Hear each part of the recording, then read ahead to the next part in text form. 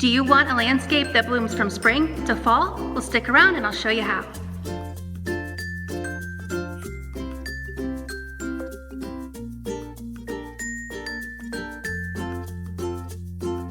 Hi everyone, my name is Amy from Dayton Nursery in Norton, Ohio, and today I'm going to share tips and tricks and all of those pretty flowering plants on how to achieve color and texture throughout the whole season, from the beautiful beginning of spring to the doldrums of winter.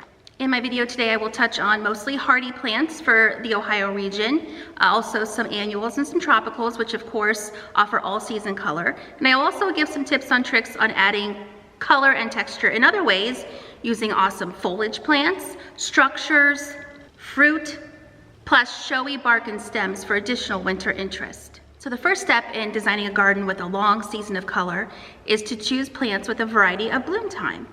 So the first question is, do you want annuals or do you want perennials? Annuals are of course obvious, but not economical all the time. Annual flowers produce blooms soon after sprouting from seed and continue flowering throughout their short single lifespan.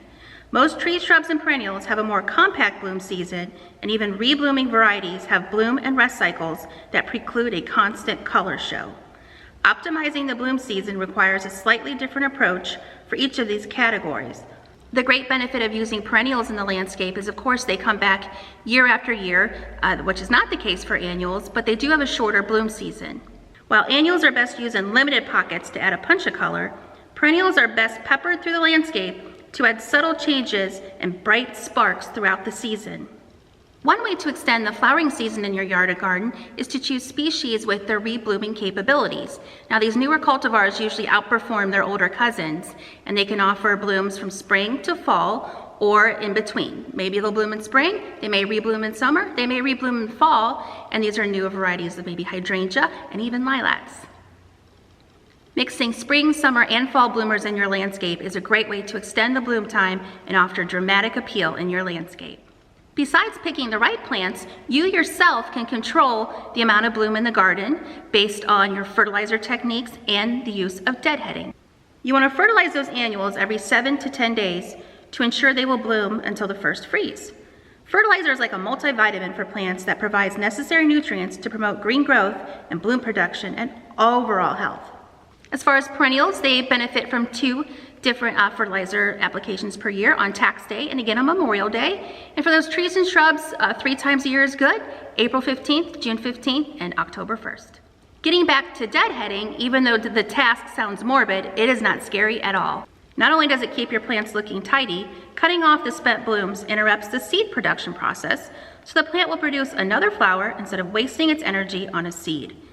You may get nervous to whack away at your plants, but unless you really start getting into old growth, it is hard to damage or kill a plant just by deadheading. And some plants respond really well to deadheading. Your plants will give you a clue about which ones to leave alone and which ones to cut back. If the flowers stay on the plant and become brown and unattractive, it should be deadheaded. This includes perennials such as coreopsis, mums, asters, gaillardia, even petunias, summer phlox, both annual and perennial salvia, daylilies, hostas, poppies, iris, zinnias, ageratum, and the list goes on. And of course, roses can benefit from deadheading as well. Just be sure to cut the minimum amount of stem right under the bloom. And be sure to cut at a 45-degree angle. Another way to introduce color early in the spring or early in the summer is by the use of bulbs. In the fall, you'd want to pick out those spring flowering bulbs such as daffodils, allium, tulips, hyacinths, crocus, the list goes on and on. Those will bloom earlier in the spring, usually anywhere between April and the end of May.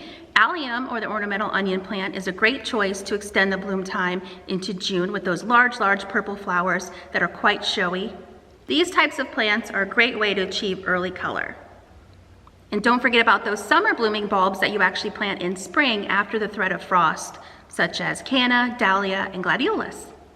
Even though we are discussing bloom today, do not forget to add all-season interest using structures. These could be decorative containers, trellises, arbors, wind spinners, or specially shaped benches in garden art. Now, the number one key to designing your multi-season interest lawn and garden is to not only know your zone, but to know your plant's requirements. This would include sun, shade, drainage, and your planting zone, as I had said. We here in Northeast Ohio are a zone 6. I think we're quite on the border between 5 and 6. It depends on where you live. If you have wide open spaces, you might want to stick with zone 5 plants. If you live in a city block, a zone 6 plant should be just hardy enough for you. But if you want to try a zone 6 or even a zone 7 plant here in Northeast Ohio, just be sure to protect it during the winter, and heavy mulch is also suggested. Now, before I get started listing off all the plants by bloom time, I wanted to talk a little bit about basic design principles. Just placing a few plants here and there that bloom at different times of the year will not necessarily be aesthetically pleasing. Now, the basic principles of design are color, line, form, texture, and scale. I will talk a lot about color and texture today, but the plants also need to be arranged in almost a pattern and designed with their mature size or scale accounted for. One example is to balance the landscape using odd numbers or the rule of 3. With many specimen plants like a really neat Japanese maple or a unique growing spruce, you only need one to flank your landscape. But when you're starting to add those smaller landscape plants around, you want to almost design in a pattern. Be sure to group them and possibly repeat the same pattern elsewhere in the garden to provide good balance. As far as annuals, we know annuals can offer full season color, and they should of course be incorporated into your garden. But today I'm going to focus more on hardy plants that will come back year after year. However, when buying annuals, there are some that are very easy to grow and give you more bang for your buck. Those would include geraniums, petunia, lantana, gomphrena, zinnia, salvia, and impatiens, just to name a few of my favorites. Another idea is to make your annuals portable. If you have an area of the yard or garden that doesn't have bloom at a certain time of year, you can go ahead and pick up that mixed container or that container of just one annual and move it to that spot, and voila, you have color. So now I'm going to dive into the list of plants that bloom during one season or even longer. And I'm going to categorize this into 7 different seasons. Early spring, which I consider March or April. Spring, which would be May. Early summer, the end of May into June. Midsummer, end of June to July. Late summer to fall, August. Fall would be September and October, and the winter season from November to February. Now, this list is bound to get overwhelming, but there's no reason to jot everything down as you watch this video. There is a link below in the description of this video with a listing and all the information on the video today, so you can use that for your research purposes, or you can go ahead and print that and bring it to the garden center with you next time you shop. Now, getting into those early spring bloomers, the harbinger of spring, of course, is the daffodil. When these bloom, I know that warmer, sunnier weather is on the way. And by the way, these are one of the easiest plants to grow, period. Sign of spring is the forsythia. Now, the forsythia can vary its bloom time from year to year depending on weather, but we always use it as a guide to know it is now time to apply the first step of your lawn care program. And even though this isn't technically a flower, it's called a calyx. The pussy willow is a very showy plant for the early spring garden. The showy fuzzy blooms of a shrub pussy willow or a weeping pussy willow or even the newer black cat willow are very showy in the garden. One of my other favorite plants, which is one of the most famous ground covers we carry, is the creeping phlox.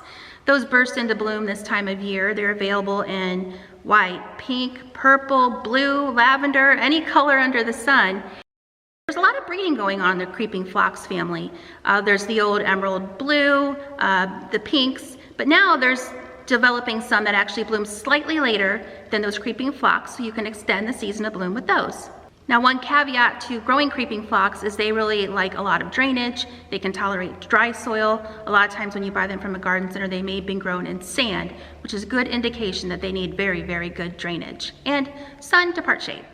There are more ground cover plants than creeping phlox that bloom in the spring, and one is candytuft or the iberis with its white flowers, and the forget-me-not. Can also add color along with either the short or taller growing bleeding hearts, now available in a wide array of foliage colors and bloom color. One of my favorite little shrubs, and it's not very well known, is the deutzia. It explodes in either white or pink flowers depending on variety this time of year. And even though it doesn't bloom for very long, it'll all be worth it. To round out the early spring bloomers, of course, are trees like magnolia, redbud, flowering cherry, that can all be found in a wide array of not only flower colors, but various and interesting shapes and sizes of the plant itself. Now getting into May, the first plant I think of is lilac with its intoxicating fragrance that perfumes the air during that time. They are available in shades of purple, of course, pink, white, yellow, magenta, and more. The old-fashioned lilacs grew sometimes upwards to 10 feet tall or more, but today you can get shorter lilacs that stay more compact to maybe just 3 foot tall. The new Bloomerang series of lilac gives you a lot of bang for your buck, because not only does it bloom in the spring, but it does bloom on and off again all summer long into fall, and the flowers do remain slightly fragrant. And we know this as a fact. Sometimes I don't believe what these growers say, but we know it. We've had it for a couple of years here, and it's quite show. And the plants we're most known for here at the nursery are rhododendrons and azaleas. If you head into our greenhouse in May, you will see just a plethora of bloom, and it is all azaleas, and most of them are grown right here at the nursery in Norton. From the large jeweled trusses of the rhododendrons to the smaller flowers of the evergreen azalea to the tropical looking flowers of the deciduous types of azalea, these types of plants can add a lot of interest in the landscape during this time. These plants can vary widely on their mature size. A lot of azaleas may only grow up to 3 feet tall and wide, where some old-fashioned rhododendrons may grow up to 8 feet tall or more. Another spring bloomer is Weigelia. It usually blooms from May 15th to June 15th in usually pink shades of the flower. Sometimes there's varieties that offer different flower colors on the same plant, like pink and white and cream. And the good thing about Weigelia is one of those plants where a lot of the varieties are available in shades other than just green. A lot of them have a dark burgundy foliage, which is a great contrast for other plants in the landscape. Fragrant and fluffy peonies in either the regular garden peony form or the new Ito hybrid with even larger and sometimes more vibrant flowers are a must for any garden. And again, I did mention creeping phlox last section, but as I said, there are new varieties that could bloom possibly a few weeks later than the typical phlox subulata species to extend the bloom season of these ground covers. One of my favorite shrubs of all time is very tough, adaptable, and can grow in almost any location is the viburnum. They explode with white flowers in the spring, and many of them, including the Korean spice viburnum, offer a pleasing and strong scent. Some popular trees that bloom in May are, of course, the dogwood, crabapple, later blooming magnolias, and the often underused fringe tree. Now getting into early summer bloom, I could go on and on about plants that bloom in early summer, but today I just wanted to list not only some of my favorites, but some that are easiest to grow. Starting with perennials, the coreopsis, also known as tick seed, requires just a sunny spot in average garden soil. These heavy bloomers can be sheared to encourage repeat bloom. Some even will bloom till fall. You will mostly find these in shades of yellow, but other colors such as red and orange are also available. The astilbe, also known as fall spirea or the feather flower, is one of my favorites. Not only does it have a pretty long-lasting bloom, but the foliage is just as nice. The fern-like foliage is mostly green, with some varieties taking on a bronzy tint. The fluffy spikes of flowers are available in a wide array of colors, including white, pink, red, purple, salmon, and bright fuchsia. Plus, these plants are deer resistant. They will grow in part shade, and they will also grow well in soil that is moist. Another one of my all-time favorites is Baptisia, or the blue false indigo. It is very stately native perennial with tall spires of almost 1 foot long flowers atop bushy mounds of soft blue-green foliage. The flowers can be very pretty, ranging from purple to blue to a mix of yellow and pink. Baptisia is terrific as a backdrop to other plants. Plus, they can tolerate really poor, dry soils well. Iris germanica, or the tall and stately German iris, is a staple in the back border of any perennial garden. They're available in the colors of their rainbow, and many newer varieties will also rebloom again in the fall. Just check their informational tag. Another great plant is the geranium, and I'm talking about the perennial geranium, and this plant is a blooming machine. Now, the flowers do not look like their annual cousins, but the small flowers are abundant and a must in any garden. Plus, after the plant's first bloom, be sure to pinch the foliage back to encourage repeat blooming through the summer. Now, the Roseanne geranium is one of the most popular varieties of all time, and it is an award winner. It has won the Plant of the Year award in 2008 and the Award of Garden Merit by the Royal Horticultural Society in 2006. Coral bells are mostly grown for their foliage, and I will get to those later. Some of their cousins are well known for their bloom power. The heucherella types, which are a hybrid of coral bell and foam flower, produce an extreme number of flowers beginning either late spring or early summer. One exceptional bloomer is a variety called Pink Revolution that has been impressing us for the past few years. Plus, after the bloom, the foliage is quite showy as well. Dianthus, also known as carnations or pinks, are short little plants with blue-green foliage and many little carnations that bloom from a long period in a wide array of colors depending on variety. Most commonly you will find shades of pink, but they're also available in reds, burgundies, fuchsia, white, peach, and even yellow. I know I'm going to say this a lot, but another one of my all-time favorites is the lupin, and those are usually in bloom by June 4th or so here in Ohio. The one reason it's one of my favorites is because it will tolerate poor dry soil, part shade, and the long spires of flowers are just spectacular. This is one of those plants that gets the oohs and the ahs. The perennial salvia, also known as meadow sage, is one of those top performers in the garden. The dense spikes of flowers are produced early summer and continue well into the summer months if deadheaded. These clump-forming perennials have leaves that are aromatic when crushed. Newer varieties are extending the color range of salvia into whites, pinks, fuchsia, plus the typical lavender and purple shades. If you are in need of something in the middle of the border, then veronica or speedwell is a good suggestion. The tall spires of flowers usually float above the foliage about 8 to 10 inches. These easy-to-grow perennials are available in shades of pink, white, purple, and blue. They are long-blooming, attract butterflies, hummingbirds, and are resistant to deer. Now, I've yet to mention any vining plants, and this is where they come in. I'm going to talk about clematis. Most, but not all, clematis start to bloom at this time of year. Many that bloom early in the summer, if cut back, will rebloom in late summer as well. The shrubs, one of the first hydrangeas to bloom in the season is the oak leaf hydrangea, and again, this is one of those plants that is a must for every garden. Not only are the flowers large and very showy, but this plant has multi-season interest with its large oak-like leaves in deep green all summer that turn a beautiful burgundy red in fall. Another popular summer bloomer is the Japanese spirea. Some of the newer varieties have absolutely gorgeous, colorful new growth that extends the season. And of course, they're covered in those pink flowers. Sometimes, depending on variety, they could be white. Sometimes they're light pink. Sometimes they're bright pink. Now getting into midsummer bloom, which is the end of June into July, we're going to get into one of the most popular perennials of all time, and that is the butterfly bush. These strong bloomers are very showy in the garden and of course attract butterflies and other pollinators.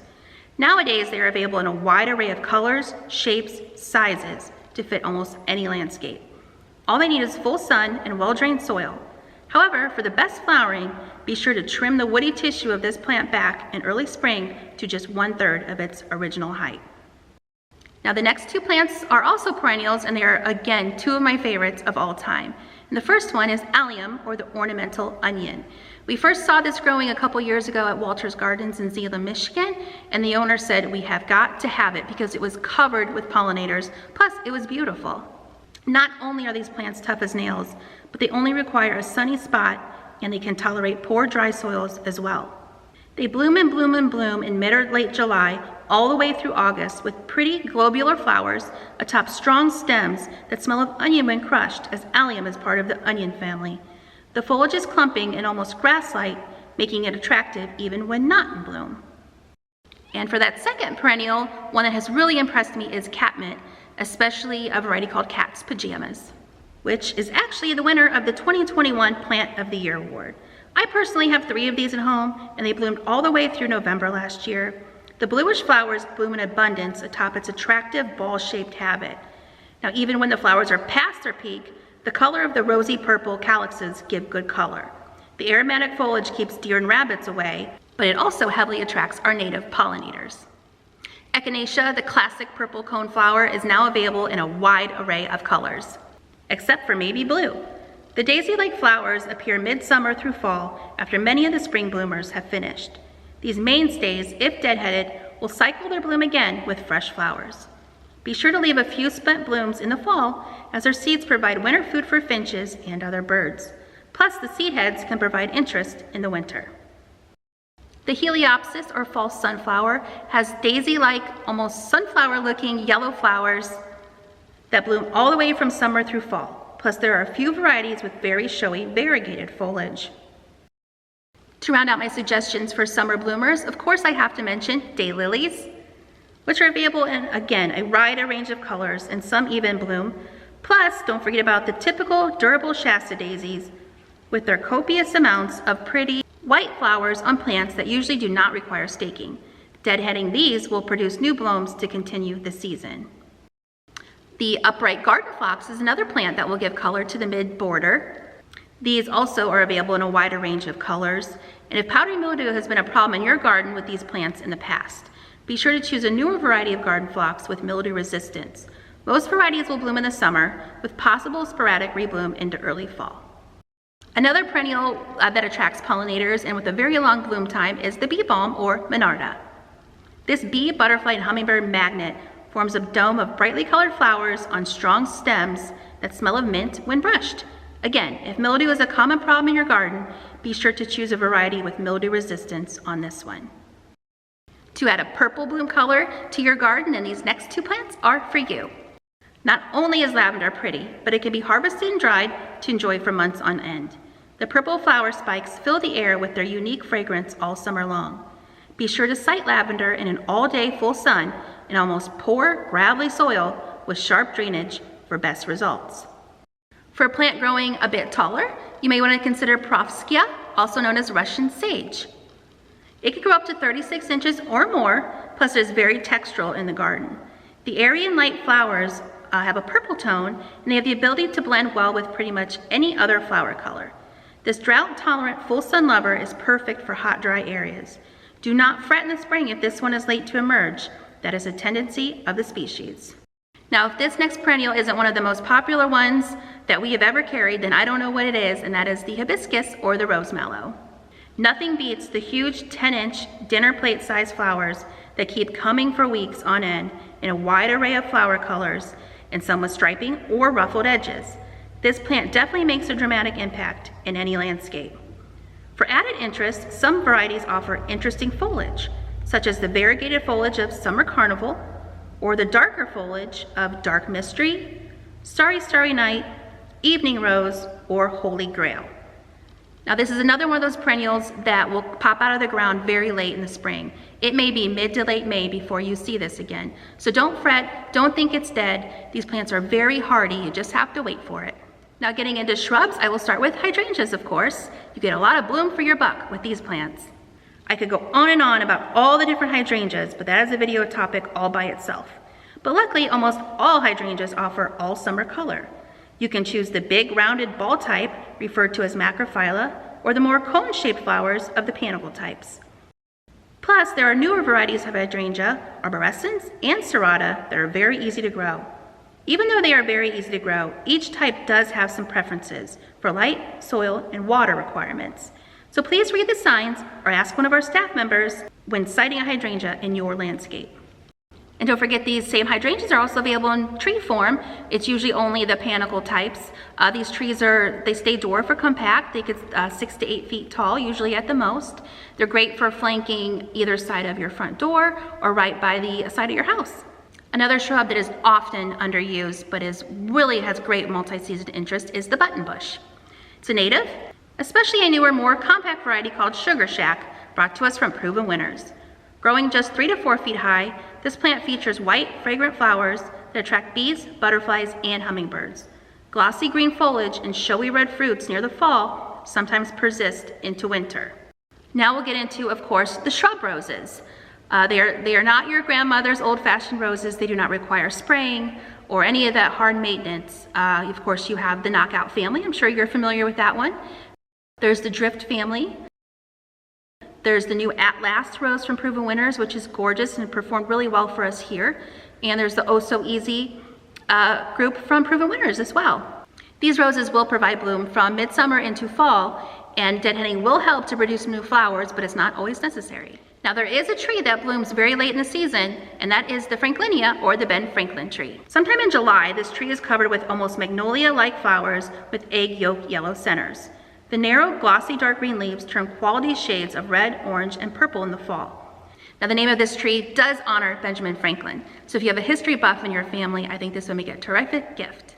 Getting into late summer or fall, one of the last hardy shrubs to bloom is the Rose of Sharon. You can choose varieties that stay compact to about 5 feet tall or grow even taller up to 12 feet tall or more, or also in a tree form. The almost tropical looking flowers bloom in abundance all over this plant in shades of pink, purple, white, with some striping and even ruffled edges. These plants are extremely easy to grow and can be trimmed almost any time as they bloom on new wood. Another underused late blooming shrub is the Hypericum or the St. John's wort. This plant is very showy and loved by pollinators. It usually is covered in abundance with yellow flowers, which turn into a really colorful seed with usually different colors, and the foliage is great as well. Another plant is the Clethra or the sweet purple bush. Great for late season color. Usually it blooms in shades of pink or white, depending on variety. Some later season perennials that are very common, very easy to grow, and one of those is the Rudbeckia or the Black-Eyed Susan. And fall wouldn't be complete without pollinator-loving asters and garden mums. Igloo mums are a newer form of the garden mum, known for their ultra-hardy status, returning year after year in the landscape. This is also the time of year when those upright sedums begin to bloom, atop the thick, almost succulent-like stems. The massive flower heads develop late in the summer and burst into bloom in the fall. Another feature to add to the late summer garden are those pretty plumes of ornamental grasses. Depending on variety, you can have shorter or taller growing grasses with plumes in shades of white, cream, tan, or even purple blowing in the wind. These are very sturdy and easy to grow plants and provide good structure all year round in the landscape. Another tree that blooms at this time in the season is the Heptacodium or the seven sunflower tree. This tree with multi-season interest stays relatively small as far as landscape trees are concerned. The long green leaves are showy to start the season, and then the tree is covered in big clusters of fragrant white flowers. Then, after the flowers have fallen to the ground, the vivid red fan-like bracts appear to make it look like it's blooming all over again, but in a different color. Now as winter comes, the foliage falls, revealing the very attractive light tan peeling bark. Now getting into fall, as the season goes along, many of the plants are done with their bloom cycle, but some are just beginning. One of those plants is the sweet autumn clematis. Now this is a very vigorous variety and needs a good structure to climb on, but the bloom power it gives at that time of year is unmatched. The plant explodes with little white flowers for a long period, covering the foliage almost completely. Prune this one back hard, meaning probably just a few feet from the ground in the spring to encourage new growth and more bloom. For an airy, light, almost whimsical look, try the Japanese anemone, also known as the windflower. Either pink or white flowers appear on long, wiry, but graceful stems atop the attractive dark green foliage. This plant could grow in full sun, but actually prefers a partially shaded spot. The underused Montauk daisy is a real showstopper very late in the season. It's like a Shasta daisy in a way, but much plumper with larger flowers. It is almost shrubby looking, and the new growth can be cut back slightly to encourage a compact bushy form and possible later bloom. We have quite a few of these here at the nursery, and this plant can get 3 feet tall by 3 feet wide, so give this one some space. So we've gone from spring to fall, and now we're actually in winter. And yes, you can provide winter interest in the garden. And the first one of those plants that provide that winter interest is Hemamelis or the witch hazel. Those are usually noticed anywhere from November to February. The stem-hugging yellow or orange flowers are a sight for soirees at that time of year. The dark green leaves with wavy margins turn quality shades of yellow in the fall for added interest. Also peeking out from the snow at this time of year is the hellebore, Lenten rose, Christmas rose, all a part of the helleborus family. The flowers on a hellebore are unique, colorful, and usually bloom for 6 weeks or more. The dark green foliage is also very attractive, making this plant a great choice for the shaded or woodland garden. Another way to add interest to the garden is to actually cut the plants you have and put branches, winter berries, and anything else that's colorful into a porch pot. Plus, they are easy and affordable to put together, and I've linked our video on creating porch pots below in the description. Now, blooming is an important consideration when adding color to a landscape, but it's not the only way to add interest. Other important plant factors include interesting tree forms, colors, textures, stem colors, seed heads, fruit, or the regular tree or shrub form in the winter. And by this, I'm talking about plants with multi-season interest, and I have a few recommendations for those as well. Aronia, or the chokeberry, offers dainty white flowers in the spring with glossy green summer foliage, dark purple fruits in the fall, and red fall foliage. And as I had mentioned before, the heptacodium, or seven sunflower tree, has very showy white summer flowers, red fall bracts, and peeling bark for winter interest. The Harry Lauder's walking stick is one of the best plants for winter interest because of its twisting branches that almost look unreal. The serviceberry tree is another one, usually available in either a multi-stemmed shrub form or a tree form. It features showy, slightly fragrant white flowers in the spring, dark green summer foliage, and green berries that mature to red, then to purplish black that almost resemble blueberries. Plus, the fall color is also bright shades of orange and red. And I'm going to talk about one of my favorites again, and that is the tricolor beech. And the foliage color and texture is unbeatable. Plus, this tree has a nice overall shape, growing to about 20 to 30 feet tall slowly. The tricolor name refers to the stunning variegated foliage in shades of purple, pink, green, and white. Plus, it almost projects a rosy overall foliage color in the spring. And again, flowers are not the only appeal in the landscape. Don't forget about foliage color and texture. You have to consider the effect that foliage can have on the overall picture. Foliage lasts all season without the maintenance requirements of flowers, and many of those foliage plants offer flowers of their own, like the ornamental flower seed heads on ornamental grass. Some particular ornamental grasses with showy seed heads are the northern sea oats grass, switchgrass, the feather reed grass, maiden grass, and your plain old fountain grass. And don't forget about evergreens in the landscape.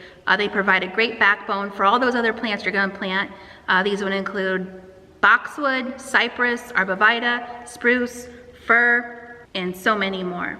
Also, just regular plain perennial ferns can add a lot of texture and interest, especially for the shade garden. Some of our favorites are the Japanese painted fern types. Some common varieties are Ghost, Godzilla, or Crested Surf, or even fern-like perennials, such as a stilby, goat's beard, and even the dainty fern-like growth of the bleeding heart family. And no discussion would be complete without talking about some of the perennial plants that are grown for their foliage. These would include your coral bells family and hostas. From large to small, to plain green, to distinctly variegated, to plain golden yellow to blue, there's a hosta for any need in the landscape. And this also rings true for coral bells. This wide species available in an array of colors ranging from lime green, bright yellow, orange, light purple, coral, and many more. Plus, you get the benefit of pretty, dainty flowers dancing above the foliage early to midsummer. Coral bells are also very adaptable. Many can grow in part shade or shade, and some can even grow in full sun. Just be sure to check the plant tag. Another plant that is great for foliage interest is the ornamental elderberry, the non-fruiting kind.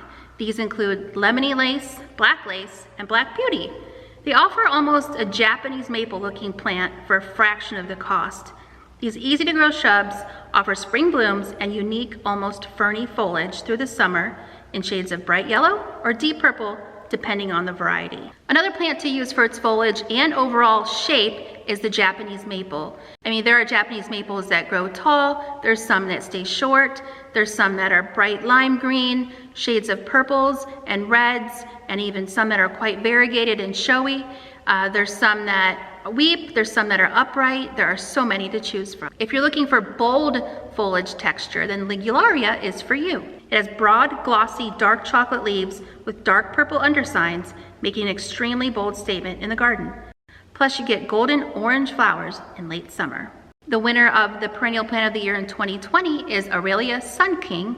It offers bright yellow foliage for shady spots. In fact, the foliage will be brighter yellow in part sun and more chartreuse or lime green in full shade. Either way, the color contrast with other plants is incredible. And speaking of yellow foliage, carex or sedgegrass is another great choice for the shade garden. The golden yellow or even prominent variegated green and white foliage with sword-like leaves is on a clump-forming plant that prefers shady, wet areas. And on a category all their own are those plants that offer something other than just green foliage. Maybe golden yellow foliage, bright foliage, but what I'm referring to is the dark purple foliage that provides a great contrast for other plants in the landscape. Some good plants in this category are the dark foliage perennial hibiscus, the ligularia I just spoke about, penstemon, the ornamental elderberry, also smoke bush, the coral bells, and even a big blue stem grass called blackhawks. Even though berries are not typically a bloom, they offer great color and are welcome at any time of the year. The winterberry, or Ilex verticillata, is available in both red and yellow berries, and do not be shy with cutting these branches to add color to your patio pots or holiday wreaths and arrangements. With berries that almost look like little gems, the calicarpa, or the beautyberry, is a small, rounded shrub known for its showy fall display of purple to violet fruits. The berries usually persist through October. The snowberry, which is similar to the beautyberry, but the berries are larger, is a showstopper when covered with an abundance of berries, becoming especially showy on the bare stems in winter. The berry-filled stems are also excellent in floral arrangements. You don't need to choose between flowers or fruit on this next perennial. The Buried Treasure Strawberry Collection from Proven Winners has blooms all summer long, plus tasty fruits. These are great in the ground, in containers, or also hanging baskets. And again, we're not talking about bloom here, but you can definitely add color with colorful stems or branches. One such plant is the red twig or the yellow twig dogwood. Once those leaves fall, boy oh boy, do you see that bright shiny color on those stems, and they offer great interest in the winter. And mostly known for its peeling bark, the river birch is usually more widely available in a multi-trunk form, but sometimes you can find it in a single trunk. The reddish-brown bark exfoliates to reveal lighter inner bark. This tree would make an excellent focal point and thrives in areas with moist soils. And speaking of bark, the white bark of the white birch is also quite showy in the landscape. It is mostly noted for its non-peeling, chalky white bark and long pointed triangular green leaves. And as I had mentioned earlier, the twisting and contorted branches, twigs, and leaves of the Harry Lauder's walking stick provide lots of all-season interest, especially in the winter after foliage has fallen. The coral bark maple is named for its distinctive and showy pinkish bark, which provides excellent color and contrast to landscapes in the winter. Plus, the almost ferny green leaves are attractive in the summer months, changing to yellow gold in the fall. Another great maple for good winter interest is the paper bark maple. The papery sheets of bark peel to reveal cinnamon brown new bark. Plus, you get pretty scarlet red fall color on this tree. So that's about it for today. I know that was a lot to take in, but like I said before, in the description below of this video and on our website is a listing of all the plants I talked about today, categorized into the different bloom seasons. So with this list, you can research, you can head to our website. Our plant finder is a great resource. Also, our annual catalog is a great resource to start looking up all these different plants.